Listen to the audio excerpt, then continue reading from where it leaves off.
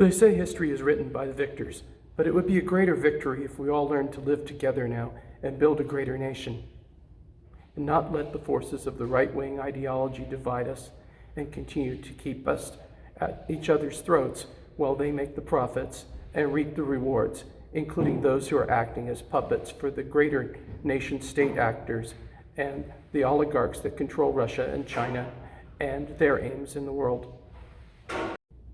And my fellow Americans, we sold our country to Vladimir Putin. We did. We had fears about immigration and trespassers on our border. Who do you think funded coming here to help elect Trump to stoke those fears?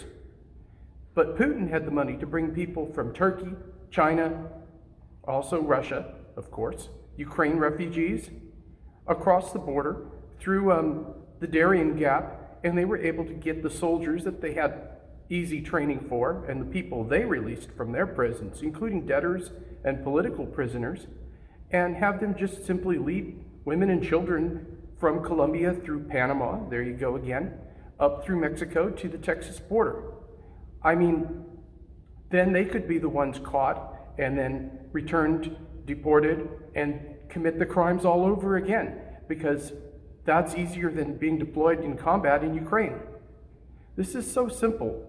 I think that people then were just so fearing of anyone of different languages and different backgrounds of them, and oil and inflation prices at the stores, which again were caused by this unholy alliance, that they forgot their actual morals and the way to treat other human beings, and wanted to isolate themselves and hide their buried values.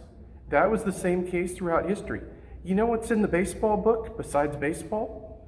The fact that Italians and Irish weren't allowed to marry, that they were race laws in the United States that are keeping Taddeo and Arlene apart. There's a lot of history that unfolds, and it's all because of our human nature and our true buried values. The truth has value. Class is just an act. Remember, the more you know, the more you can resist. And if you're watching this, you are the resistance.